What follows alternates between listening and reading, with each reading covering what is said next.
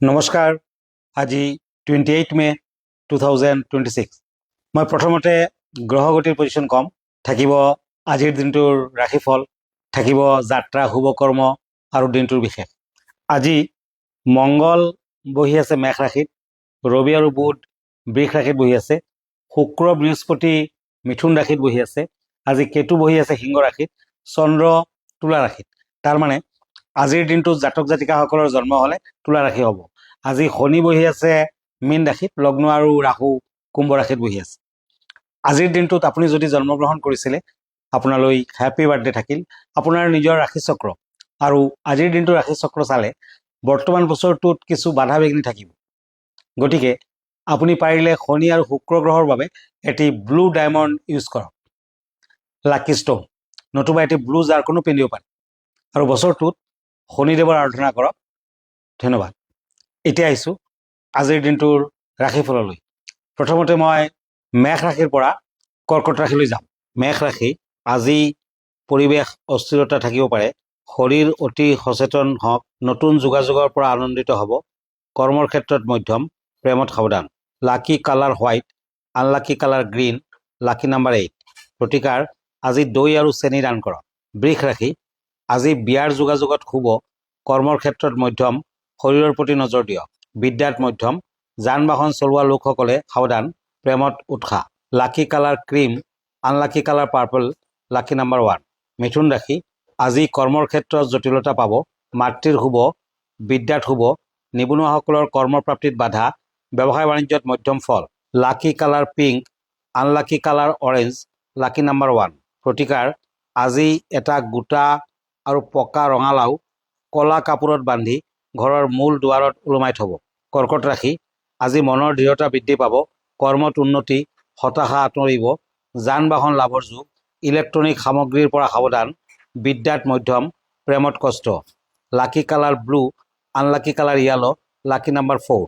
প্ৰতিকাৰ, আজি মেথি শাক মিহলি কৰা ৰুটি বনাই কলা কুকুৰক খাবলৈ দিয়ক। এয়া আছিল আজিৰ দিনটোৰ কৰ্কট ৰাশিৰ ফলাফল। এতিয়া আজিৰ যাত্ৰা শুভকৰ্ম আদি। আজি 13 জেঠ, শুক্লা দ্বাদশী তিথি, চিত্ৰা নক্ষত্ৰ, বেতিপাত যোগ, বৈশ্য বৰ্ণ, দেৱাৰীগণ। আজি দিনটো যাত্ৰা নাই, চন্দ্ৰদগ্ধাৰ দুখ দেখা যায়। শুভকৰ্ম আছে পঞ্চামৃত, হাত বীক্ষণ, মুখান্নপ্ৰাশন, ৰত্নাদি ধাৰণ, দোকান, নাট্যাৰম্ভ আদি। আজিৰ দিনটোত পুৰৈ শাক খোৱা নিষেধ। এতিয়া দিনটোৰ ৰাশিফললৈ গৈছোঁ। ৰাশিফলৰ আগতে চিঠি, গতিকে এইখন চিঠি লিখিছে মৰমী হাজৰিকা। এখেতে শিৱলিংগৰ পূজা পাতল কৰি আছে। ইয়াৰ কিবা বিশেষত্ব আছে নেকি বাৰু? হয়, শিৱলিংগৰ অৰ্থ হ'ল পুং তত্ত্বকাৰক অৰ্থ, আৰু এটা অৰ্থ হ'ল সূক্ষ্ম দেহা। এই দেহত যুক্ত আছে 5টা জ্ঞানেন্দ্ৰিয়, 5টা কৰ্মেন্দ্ৰিয়, 5টা বায়ু, মন, বুদ্ধি, মুঠতে 17টা অৱয়ৱযুক্ত দেহা। প্ৰত্যেক দেৱ দেৱীৰ সৃষ্ট এটা সূক্ষ্ম দেহা আছে, আৰু শিৱ পূজাত শিৱলিংগই প্ৰধান। শিৱৰ হাতত যি ত্ৰিশূল, আচলতে শাস্ত্ৰমতে ত্ৰিশূল মানে হ'ল চাবি। শিৱই ঐশ্বৰ্যৰ ভাণ্ডাৰ ধৰি ৰাখিছে। তেখেতক সন্তুষ্ট কৰিব পাৰিলে আপুনি বহুত বেছি ঐশ্বৰ্যশালী হ'ব পাৰিব। 3টি ফলকক সৃষ্টি, স্থিতি আৰু লয়ৰ প্ৰতীক বুলি কোৱা হৈছে। এটা ফলকক সত্য বুলি কোৱা হয়, য'ত বিষ্ণুৰ বাস, আৰু এটা ফলকক ৰজগুণ, য'ত ব্ৰহ্মাৰ বাস, আৰু তমগুণৰ অধিকাৰী যি ফলক, তাত স্বয়ং সংসাৰৰ দেৱ ৰুদ্ৰ মানে শিৱৰ বাস। শিৱক যদি আপুনি সন্তুষ্ট কৰিব পাৰে, তেতিয়া অভূত ঐশ্বৰ্যৰ অধিষ্ঠাত্ৰ হ'ব পাৰিব, আৰু নতুবা কিন্তু শিৱই যদি অসন্তুষ্টি লাভ কৰে, তেতিয়া তেখেতে আপোনাক সংসাৰো কৰিব পাৰে, ধ্বংস কৰি দিব পাৰে। গতিকে সদায় যেতিয়া শিৱ পূজা কৰিব, তেতিয়া আৰু বাস্তৱতো আপুনি সকলোৰ মংগল কামনা কৰক, সকলোকে উপকৃত কৰাৰ বাবে চেষ্টা কৰক। শিৱৰ আশীৰ্বাদ লাভ কৰিব পাৰিব। ধন্যবাদ।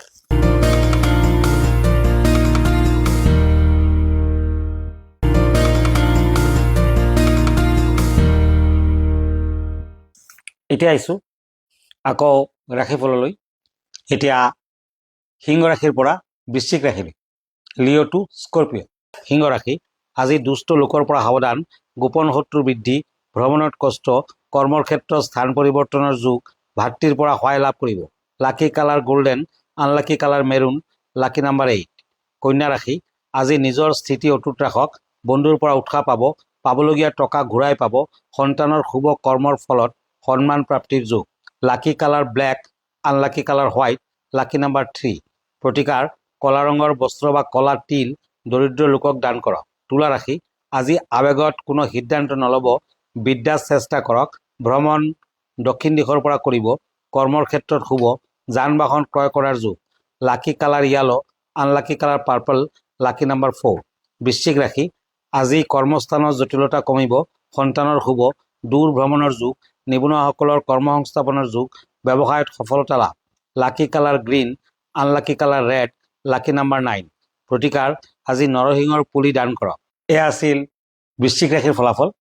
এতিয়া মই এখন বিশেষ কথা জনাই আছোঁ, আজিৰ দিনটোৰ বিশেষ। দোষমুক্ত ভূমি আৰু শুদ্ধিকৰণ পদ্ধতি। ভূমি বিচাৰত কৌণিক বিষয়টোৰ ওপৰত গুৰুত্ব দিব লাগে, নহ'লে জীৱনত নিগেটিভ এনাৰ্জি ভৰি পৰিব।